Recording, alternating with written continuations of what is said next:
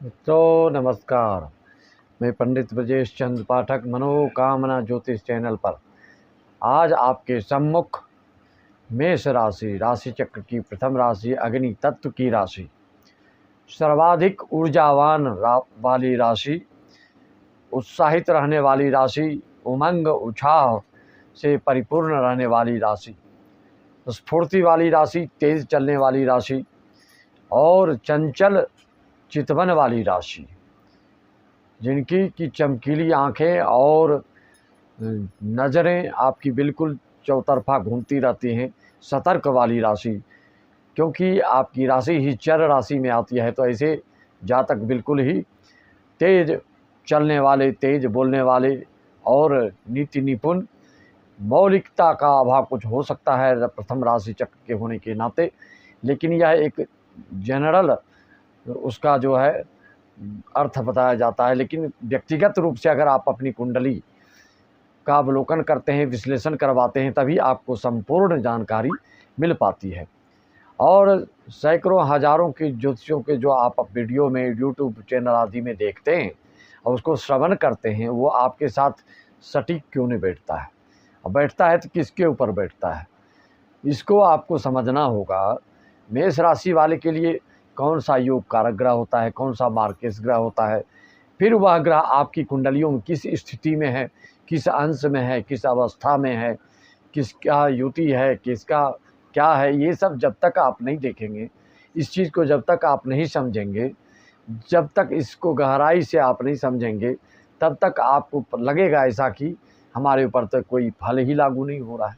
मित्रों, आपके ऊपर यह फलादेश तभी लागू होगा जबकि मान लीजिए आपकी कुंडली में, वैसे साधारण तौर पे देखा जाता है कि सूर्य, चंद्र, गुरु जिसकी कुंडलियों में अच्छी स्थिति में हो, योग कारक हो, शुभ कारक हो और युवा अवस्था के हों, शुभ युति हों, तो ऐसे में पंच महापुरुष में एक आध योग हों, बहुत सारे शुभ योगों में से कोई कोई योग होना चाहिए, वेश योग होना चाहिए, पाप कर्तरी में योग नहीं होना चाहिए, काल सर्प दोष नहीं होना चाहिए, विष्णु दोष नहीं होना चाहिए, अंगारक दोष नहीं होना चाहिए, आदि आदि। अगर इससे दोष रहित है और शुभ योग से परिपूर्ण है आपकी कुंडली, तो जो मैं अभी बता रहा हूँ फलादेश वो ज़्यादा से ज़्यादा आपके ऊपर लागू होगा। मित्रों, जिस किसी को भी अपनी कुंडली का विश्लेषण बिल्कुल रहस्यमयी ढंग से करवाना हो, आप अपने पूर्वजों आदि के बारे में भी जान सकते हैं। क्योंकि कभी कभी आप हो सकता है बिल्कुल सत्कर्म कर रहे हैं, प्रयास कर रहे हैं, अथक परिश्रम कर रहे हैं, फिर भी आपको सफलता क्यों नहीं मिलती है, तो कभी कभी आपको पता चलता है कि आपकी कुंडली में पितृदोष है, पूर्वजों का दोष है। आप पितरों मतलब ये नहीं कि आपके पिताजी ही, पितरों का मतलब होता है आपके वंश के जितने लोग गुजर चुके हैं वो सब पितर में ही, पितृलोक में चले जाते हैं, इसलिए उसको पितृदोष कहा जाता है। अगर पितृ का दोष है आपकी कुंडली में तो शुभ कार्य में हमेशा विघ्न बाधा आती है। गुरु चंडाल दोष है, राहु गुरु की युति है। अगर आपकी कुंडली में मेष राशि वालों को कहीं भी राहु गुरु की अगर युति है, तो आपको देखना होगा, समझना होगा कि जिस भाव में राहु गुरु बैठता है उस भाव का फल कर नष्ट करता है। नष्ट कितनी मात्रा में करेगा, क्यों करता है, किसको नहीं करता है, किसको ज़्यादा करता है, आदि आदि विश्लेषण आपकी अपनी व्यक्तिगत कुंडली दिखाने से ही पता चलता है। ना कि मैं इसमें आपको फलादेश जो बता रहा हूँ गोचरानुसार, गोचर के अनुसार वो सब पर सटीक नहीं बैठ सकता। क्योंकि कोई राशि अनुसार देखते हैं, कोई लगन के अनुसार देखते हैं, जबकि राशि आपकी मेष राशि 12 भाव में कहीं भी चंद्र बैठने से आपकी मेष राशि होती है। लेकिन यही मेष राशि अगर लग्न में बन जाए तो आपका मंगल बहुत ही पावरफुल हो जाता है। यही मेष राशि अगर अष्टम भाव में बन जाए तो आपका मंगल राशि स्वामी होते हुए भी आपको मतलब इसका रत्न कभी कभी सूट नहीं करता। आप सुने होंगे कई धनु राशि वाले के, मीन राशि वाले को, मकर राशि वाले को, कुंभ राशि वाले को कि मैंने नीलम धारण किया, हमको सूट नहीं किया, हमने उतार के रख दिया। भाई, तो इसको समझना चाहिए। वैसे ज्योतिष शास्त्र के अनुसार लग्नेश, पंचमेश, नवमेश कभी भी किसी का खराब नहीं करता है। लेकिन आपके मन में ऐसी शंका हो जाती है कि इसके धारण से हमारा ऐसा हुआ, या आपकी कुंडली में कोई गलत युति होती है तो कभी कभी उसका दुष्परिणाम भोगना पड़ता है। इसलिए मैं सभी को, हर राशि वालों को यही बोलता हूँ कि आपको सर्वप्रथम कोई रत्न धारण करना हो तो सबसे पहले लग्नेश का धारण कीजिए, उसके बाद पंचमेश और नवमेश का धारण करेंगे तो सब शुभ फल मिलेगा। डायरेक्ट धन प्राप्ति के लिए आप कुछ भी हासिल कर लेते हैं कि हमको धन चाहिए, धन चाहिए, धन चाहिए, धन चाहिए, धन आएगा लेकिन बुद्धि बंद हो जाएगी, आपका अकल का ताला बंद हो जाएगा तो आप धन नहीं कमा पाएंगे। ऐसे ही धन कुछ आ गया ठीक है, लेकिन बुद्धि से, अपनी विद्या से, अपने बिजनेस से, अपने व्यवसाय से जो अपार सफलता आपको मिलनी होती है वो नहीं हो पाती है। इसलिए हमेशा ज्योतिष शास्त्र का कहना है, अगर योग कारक दशा चल रहा हो तो कभी कभी फिर उसको छोड़ के लोग महादशा अंतरदशा अनुसार धारण करते हैं, जिसका शुभ परिणाम मिलने के पश्चात वो दशा अंतरदशा खत्म होने के बाद उसको तुरंत उतार दिया जाता है। अगर स्थायी रूप से पहनेंगे तो हो सकता है आपको लाखों लाख करोड़ों करोड़ फायदा दे और बाद में उतना नुकसान भी कर दे। इसलिए बहुत ही सोच समझकर रत्न धारण और आपको इसकी जो जानकारी है समझने के लिए बिल्कुल गहराई से समझना होता है। मित्रों, तो जुलाई माह हमें इस राशि वालों को कैसे रहना है, सर्वप्रथम आप ये समझिए कि मेष राशि में भी आपको मैंने पहले बताया कई नक्षत्र होते हैं, कौन से शुभ कारक आपके लिए नक्षत्र है, कौन सी ग्रह जो आपके हैं किस नक्षत्र में है, किस राशि में है, उसका शुभाशुभ सबका पॉइंट जोड़ते जोड़ते किसी का बहुत अच्छा, किसी का बहुत खराब ही रह जाता है। पहले से कुछ तरक्की करते हैं, लेकिन जो आप इतना वर्णन सुनते हैं हर वीडियो में कि ये होगा, वो होगा, क्या होगा भगवान जाने, बिल्कुल आकाश छू लेंगे आप, बिल्कुल हवाई जहाज़ में उड़ने लगेंगे, इस तरह की बातें जब तक मैं आपकी कुंडली को नहीं देखूंगा नहीं कह सकता कि आपके साथ क्या होने वाला है। मित्रों, दशा अंतरदशा ग्रहों की युति, शुभ युति और सारे दोष आदि को मिला करके जो निष्कर्ष आता है, जो रिजल्ट आता है, उसको जब हम बताते हैं तब आप जाकर संतुष्ट होते हैं।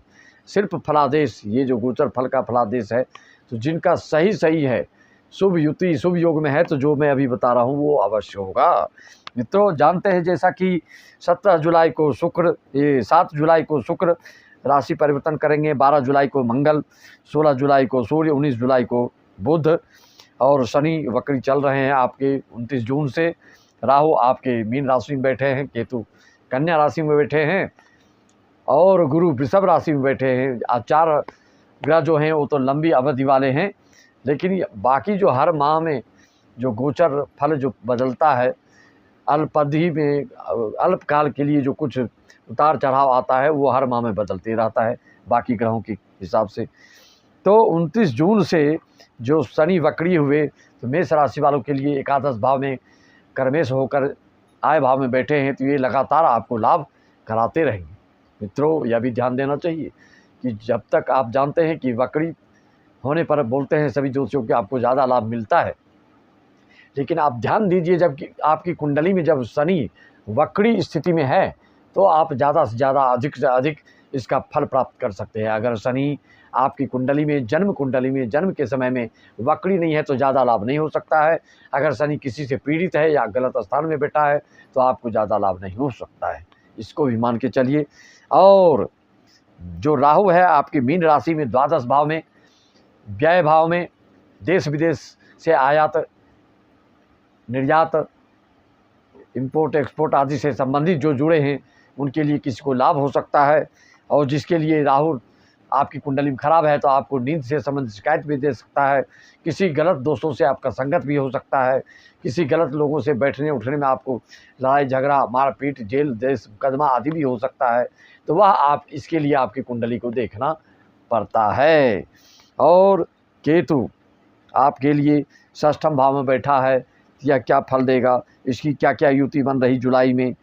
जुलाई में जब शुक्र से युति आपकी इसकी बनेगी, आपको शुक्र आप देख रहे हैं कि 7 जुलाई के बाद राशि परिवर्तन करेंगे, तो फिर या जब ये आपके अगस्त आदि में षष्ठम भाव में आएंगे तो केतु के साथ शुक्र की युति क्या परिणाम देगा, इसको भी समझना होगा। और 16 जुलाई को सूर्य आपके चतुर्थ भाव से, तृतीय भाव से, पराक्रम भाव से सुख भाव में आ जाएंगे, माता के भाव में आ जाएंगे। तो यह क्या आपको फल देने वाले हैं, इसको समझना होगा। एक एक चीज़ को आप समझेंगे तभी जाकर आपकी कुंडली को आप अपने हिसाब से इसको सुधार ला सकते हैं। सूर्य आपकी कुंडली में किस नक्षत्र में है, अपने मित्र नक्षत्र में है कि शत्रु नक्षत्र में है, तभी ये लाभ या शुभ फल दे पाते हैं। अन्यथा आप इसी तरह से गोचर फल सुनते रहोगे, कभी कुछ समझ नहीं पाओगे, आप खाली सुनते रहो वीडियो यूट्यूब में। आपको अपनी कुंडली का विश्लेषण करवाना चाहिए, संपूर्ण जीवन का। ये नहीं कि कम पैसे के कारण एक बार आप 1501 लगाइए, संपूर्ण जीवन की जानकारी, कब उत्थान, कब पतन, कब दुख, कब सुख, कब आपको आफत विकट संकट, कब तरक्की उन्नति उत्थान होगा, आदि आदि सन वाइज आपको पता चल सकता है। गोचर फल के अनुसार आप कभी भी अगर गोचर फल सुन के आप, मैंने कह दिया कि आपको जो स्टॉक मार्केट से जुड़े हैं, जो शेयर आदि से जुड़े हैं, वो उनको इस महीने काफ़ी लाभ दिखा रहा है मेष राशि वाले को, लेकिन आपकी कुंडली में यह अगर शुभ योग नहीं होगा, शेयर आदि से लाभ के योग नहीं होगा, तो फिर आपका हो सकता है पैसा डूब भी जाए। इसलिए आपको अपनी कुंडली के हिसाब से कोई भी कार्य की योजना, कोई भी उद्योग धंधा, कोई भी बिजनेस नौकरी आदि के बारे में विचार विमर्श करके, निष्कर्ष निकाल करके अपने लक्ष्य के ओर अग्रसर होना चाहिए। जैसे तैसे बिना सोचे, आप जानते हैं कुछ भी अगर बिना योजना के, बिना सोचे समझे कोई कुछ करता है तो वह फलीभूत नहीं होता है। हो सकता है तुक्का है, कभी जम गया, लग गया तो ठीक है, नहीं तो फिर आपका समय बर्बाद होते रहता है। इस चीज़ के लिए आप हमेशा ध्यान रखें। जुलाई में तो लगभग कुछ अच्छी स्थिति मानी जाएगी, लेकिन अगस्त में आपके वैवाहिक जीवन में कुछ उथल पुथल हो सकता है। अगस्त में जो पंचम भाव में कई ग्रहों के जो योग बन रहे हैं, शनि की दृष्टि और मंगल की भी जो दृष्टि पड़ेंगे, चतुर्थ दृष्टि, और सूर्य की, शुक्र आदि बुध की जो युति बनेंगे पंचम भाव में। पंचम भाव आप जानते हैं विद्या का भाव है, प्रणय का भाव है, पूर्व जन्म के पुण्य का भाव है, और भी कई तरह से इस पंचम भाव से देखा जाता है। तो उसके हिसाब से आपकी कुंडली में पंचमेश किस स्थिति में है, इस स्थिति में जब कई ग्रहों की युति और दृष्टि बनेगी पंचम भाव में, तो वो क्या क्या करता है, संतान के लिए खराब फल दे सकता है। आपके विद्यार्थी लाइफ में है तो विद्यार्थियों के लिए उधैर्य गुण में दुविधा की स्थिति में पड़ सकते हैं, या किसी न किसी तरह से विघ्न बाधा आ सकती है, किसी न किसी घर में किसी की तबीयत खराब हो सकती है, संतान आदि की, या संतान से वाद विवाद भी हो सकता है। अगर बड़े संतान हैं, वैचारिक मतभेद चल रहा हो किसी संपत्ति, अचल संपत्ति आदि को लेकर के, तो उससे भी आपको दिक्कत हो सकती है। तो कई तरह की बातें हो, एक ही बात बोलकर आप ये नहीं कह सकते हैं कि हाँ यही बात है, वो पंडित जी वो बोल रहे हैं, वो पंडित जी वो बोल रहे हैं। सभी पंडित जी अपने अपने विद्वता योग्यता के हिसाब से आपको गोचर फल का फलादेश करते हैं। मेष राशि वाले के लिए आप जानते हैं कि शुक्र मार्केश होता है। शुक्र आपको भौतिक सुख संपदा से परिपूर्ण करेगा, धनेश बनता है कालपुरुष के अनुसार से। तो मंगल आपका जो 12 जुलाई के बाद द्वितीय भाव में आएगा, लगने से है आपका सबसे योग कारक। मैंने पहले ही बताया मंगल सबसे ज़्यादा शुभ माना जाता है मेष राशि। और मेष लग्न भी अगर आपका है तो आंखें बंद करके आपको मूंगा अवश्य धारण करना चाहिए। अगर अंशहीन हो, कमज़ोर हो, या किसी से पीड़ित हो, तो ऐसे लोगों को फिर मन में उत्साह, उमंग, उत्साह होता ही नहीं है। जबकि मेष राशि वाले मंगल स्वामी हैं, आपके वृश्चिक राशि वाले मंगल स्वामी हैं, वो अगर बलिष्ठ हों, शुभ युति में हो, और शुभ कारक में है, शुभ भाव में हो, शुभ नक्षत्र में हो, शुभ अवस्था में हो, तो फिर ऐसे लोग बिल्कुल ही पराक्रमी, दुस्साहसी, किसी से भी भयभीत ना होना, साहसिक कार्य में बढ़ चढ़ कर हिस्सा लेना, बड़े बड़े खेल कूद आदि में अग्रगण्य होना, और इंटरनेशनल खेल खेलने में भी निपुण होना, दक्ष होना, कुशल होना। ऐसे लोग अच्छे खिलाड़ी होते हैं, अच्छे धावक होते हैं, अच्छे प्रवक्ता भी होते हैं। लेकिन मन की कुछ चंचलता के हिसाब से ऐसे लोगों को गूढ़ वाली चीज़ों में थोड़ी सी कमी पाई जाती है। अगर आपकी कुंडली में और सारे ग्रह गोचर बिल्कुल शुभ होंगे, तभी आप बिल्कुल मौलिक गुणों से परिपूर्ण हो सकते हैं और रहस्यमयी बातों को भी जान सकते हैं। वैसे राशि चक्र की प्रथम राशि चक्र होने के बाद मंगल जैसे आपका 12 जुलाई को धन भाव में आएगा, तो भी अच्छा ही परिणाम देते पाए जाएंगे। इस अवसर में जिसके संतान होते हैं, तो उसके संतान जिसके कुंडली में लगने से अगर द्वितीय भाव में हो, तो उनके संतान भी बिल्कुल रूपवान होते हैं, गुणवान होते हैं, संस्कारी होते हैं। इस तरह के वर्णन ज्योतिष शास्त्र में आया है। और इसके बाद आपके जब पराक्रम भाव में आएंगे, जुलाई, अगस्त, सितंबर तक इसको आप जोड़ जोड़ के इसकी जो अवधि है, किसी के 30 दिन, किसी के 40 दिन, किसी के 25 दिन, इस हिसाब से अवधि को जोड़ के जुलाई, अगस्त, सितंबर तक देखेंगे तो मंगल जब आपका तृतीय भाव में, पराक्रम भाव में आओगे तो वो भी अच्छा ही फल देगा। लग्नेश जहाँ जहाँ जाता है अच्छा ही फल देता है। अगर शुभ स्थिति में बलिष्ठ युवावस्था, शुभ युति हो तो कहीं भी ये आपको खराब फल नहीं देगा। हाँ, शुक्र मार्केश है आपका, तो भौतिक सुख संपदा, ऐश्वर्य, वैभव आदि से परिपूर्ण तो कर सकता है, लेकिन शारीरिक रूप से आपको किसी न किसी दृष्टिकोण से हानि भी अवश्य कराएगा। अधिक भौतिकता, अधिक सांसारिकता, अधिक मोह माया फंसना आदि से दिक्कत होता ही है। आप देखते हैं सभी यूट्यूब चैनल में सभी पंडितों, सभी ज्योतिषियों के द्वारा क्या क्या ये लव योग ऐसा है तो ये ऐसा है, इसे ऐसा हो सकता है। ज्योतिष शास्त्र में इसको महापाप बताया गया। वह उस व्यक्ति को कभी जीवन में सुकून नहीं मिलेगा। जो लंद फंद इधर उधर जो भी दोष करता है, लव और मैरिज करता है, उसकी ज़िंदगी जो निकाला गया है, इसके शोध करके जो निकाला गया है कि 89% विफल होता है लव मैरिज वाले का। अपने मन के जब कुछ करते हैं आप, तो आप कहीं के नहीं रहते, न घर के न घाट के, ना आपको अभिभावक कुछ सहयोग कर सकते हैं, ना कोई कुछ कर सकता है। इसलिए जो आपका शास्त्र कहता है, जो आपके ग्रंथ कहता है, उसके अनुसार चलोगे तो जीवन सुखमय, आनंदमय, परमानंद की अनुभूति एहसास करोगे। अगर विपरीत चलोगे, सरकारी नियम के अनुसार चलोगे, सरकारी विज्ञानों के पीछे जो चलता है वो तो समझो कभी कभी डूब मरता है। कई बार जो एजेड हो चुके हैं उनको मालूम है, वैज्ञानिकों को मति बदलती रहती है, उसका रिसर्च बदलते रहता है। जब जैसा जो रिसर्च में आता है उसी हिसाब से सब अपना मत प्रकट करने लगते हैं। लेकिन नहीं, अपने ज्योतिष शास्त्र में, वेद में, पुराण में जो दिया है, 6 शास्त्र में, वो जो निचोड़ है, वो जो अस्थाई है, पूरे ये ग्रह गोचर जो फलादेश आप सुन रहे हैं, सब उन्हीं ऋषि मुनि की देन है। उनके ऊपर जो उंगली उठाता है समझो उसका पतन तय है। जो अपनी बड़ाई, अपना चालीसा, अपना रामायण बनाने लगता है, समझ जाओ उसका दुर्दिन आ गया और वो अब पाताल में धंसेगा और वो नष्ट नाबूद होगा, धूल दूषित होगा। क्योंकि जब जीव पर कुमति बैठ जाती है ना, तो उस व्यक्ति को अच्छी स्थिति से फिर ऐसा वो गिरता है गड्ढे में, कहीं तो बिल्कुल नष्ट ही हो जाता है। इसलिए हमेशा मैं हर वीडियो में सावधान करता हूँ, हर राशियों वालों को संस्कार को अपनाओ, इष्ट देव को मानो। कोई भी धर्म ऐसा नहीं है जो अपने इष्ट देव को नहीं मानता होगा। सनातनी आदमी व्यक्ति ही सबसे पथभ्रष्ट होते जा रहे हैं, इसलिए सबसे दुर्दिन ज़्यादा आपको भोगना पड़ रहा है। आप अपने धर्म ग्रंथ, संत, मंत्र, तंत्र आदि का प्रयोग विधिवत करें तो कोई आपको पतन से बिल्कुल रोकने वाला है तो यही सब रोक सकता है और दूसरा नहीं रोक सकता है। जप तप अनुष्ठान पूजा पाठ प्रवचन कथा आदि जो करते हैं, जो सुनते हैं, ये सोच के पाप करते जाएंगे और पुण्य और हम पाप काटते जाएंगे, जो सोच के ऐसा करता है समझ जाओ महापापी, महाकृतघ्नी, महागवार, महानिरक्षर, महालोलुप, महाकामी, जो भी बोलिए वो उसके लिए बहुत कम है।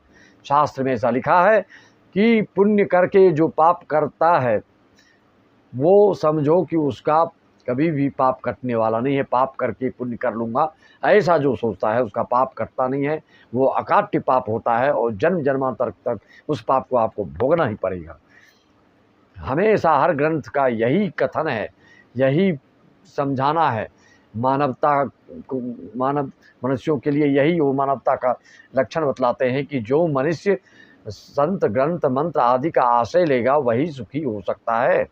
वह भौतिक सुख से भी परिपूर्ण होगा और आध्यात्मिक सुख से भी परिपूर्ण होगा और यहाँ पर भी सुखमय जीवन बिताएगा, मरने के बाद भी अच्छे लोक में जाएगा। जो तिक्रम करेगा, जो इधर उधर करेगा, जो चरित्रहीन बनेगा, जिसका कि मन ही अत्यंत चंचल है, ऐसे व्यक्तियों के लिए कोई भी साधन, कोई भी जप तप अनुष्ठान पूजा पाठ कुछ काम नहीं आएगा। इसलिए इसको गांठ बांध करके समझ लो कि जो भी करना है नियम से करो और जो भी पुण्य करते हैं तो ये संकल्प लीजिए कि हम जो पाप कर चुके हैं भूलवश, अज्ञानतावश, नासमझी के कारण वह हम पुनः नहीं दोहराएंगे। ऐसा आप भगवान के पास संकल्प लेके जब पुण्य का कार्य करते हो तो उसका फल तत्क्षण सद्यः तुरंत फल मिलता है। यह मैं नहीं, अपने मन से कोई बात नहीं करता। कोई अगर पूछना चाहे, अपनी कुंडली की विश्लेषण करवाना चाहे, तो हम नख सिर तक की बात बता सकते हैं, चा से चू तक बता सकते हैं, A to Z बता सकते हैं। संपूर्ण जीवन के लिए 1501 और मौखिक रूप से बातचीत के द्वारा, चैटिंग के द्वारा अगर आप कुछ समझना चाहते हैं, अपने विवाह से संबंधित, अपने संतान संबंधित, अपने रोजगार संबंधित, अपने आयात निर्यात संबंधित, अपने इम्पोर्ट एक्सपोर्ट से संबंधित, अपने हर एक चीज़ के मामले में जो भी आपकी मन में शंका है, जो भी समस्या है, उसके लिए आप अपनी कुंडली का विश्लेषण करवा सकते हैं। मेष राशि वालों के लिए मैंने कई वीडियो में बताया, आपको प्रतिदिन सूर्य देवता को अर्घ्य देना चाहिए और हनुमान चालीसा बोलने के पहले, पाठ करने के पहले श्री राम जय जय राम बोलिए। लाल चीज का अधिक से अधिक प्रयोग कीजिए।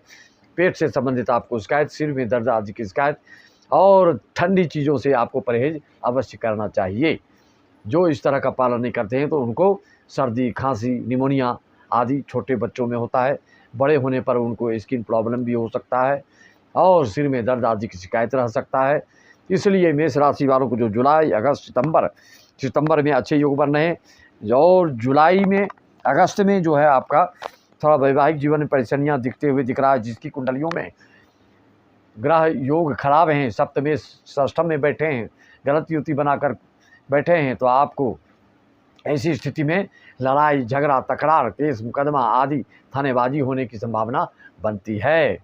जिसके मान लीजिए सप्तम भाव के स्वामी अष्टम में हैं और पाप ग्रसित हैं, तो ऐसे लोगों में भी झगड़ा आदि की संभावना बनती है रहती है। तो इसलिए आप अपनी कुंडली के विश्लेषण करवा के ही कोई निर्णय लें, मेरा ये कथन है। मेष लग्न है तो आपके लिए मूंगा, माणिक और पुखराज बहुत ही शुभ होता है।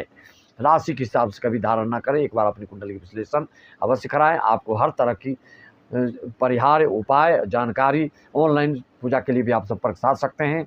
हमारे पास जितने भी पंडित हैं, कोई तंबाकू, बीड़ी, सिगरेट, राजश्री आदि आदि का व्यसन नहीं करते हैं। जो व्यसन करके जब तप करेगा तो आपको कोई फल नहीं मिलेगा। शिव पुराण में वर्णन आया, हर जगह वर्णन है।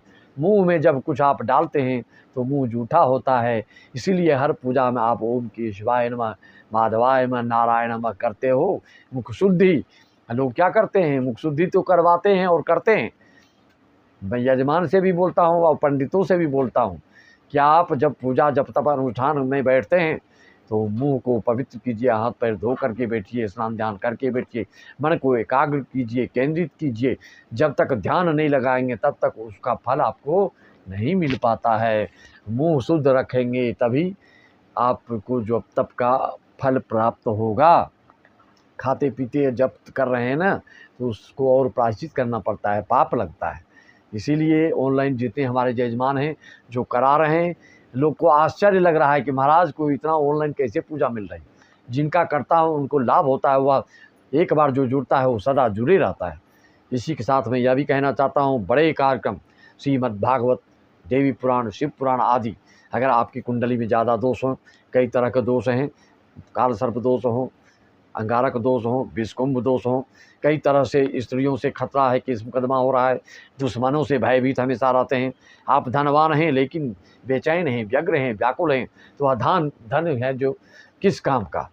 भाई धन होता है इसीलिए अच्छे स्कोप, वो ऐश्वर्य वैभव से परिपूर्ण होकर धर्म कर्म आदि करें, परोपकार करें। इसलिए धर्म से सबको जुड़ना बोलते हैं। जो धर्म से जुड़ता है तो अपना ही हित करता है, दूसरों का भी हित करता है। जो धर्म से नहीं जुड़ता वो अपना भी अहित करता है, दूसरों का भी अहित करता है। चोर चंडाल, चोर उचक्के, ये सब जो लब टप जो करने वाले पंडित लोग हैं, इसका और प्रचार प्रसार करके आप लोग को और गर्त में डाल रहे हैं। ये जो चरित्रहीन है उसी के लिए ये चीज़ सूट करता है, बाकी सब के लिए नहीं करता है। जो नीच है, जिसको कि मानवता का मतलब नहीं मालूम है, जो मनुष्य और जो ग्रंथ अपने धर्म को नहीं जानता है, वही इस नीचताई वाला वर्णन भी करता है। न तिलक लगाएगा, न शिखा रखेगा, न कोई धर्म का पालन करेगा, न श्रेष्ठों की बात सुनेगा। ऐसे लोगों का कभी भी भविष्य उज्ज्वल नहीं होता है। मैं बारंबार कहता हूँ, आपको समझाता हूँ, समझने वाले समझ रहे हैं और जिनको ऑनलाइन पूजा कराना है वो करा रहे हैं। आप भी कराना हो तो संपर्क साध सकते हैं। अगर हमारी बात आपको मिथ्या, झूठी, असत्य लगती हो तो आपसे बारंबार मैं निवेदन करता हूँ कि आप हमसे कुछ मत कराइए, खाली आप अपनी जानकारी लीजिए। बोलो सियावर रामचंद्र की जय। ओम नमः शिवाय। राधे राधे। जय श्री कृष्णा। हरि ओम।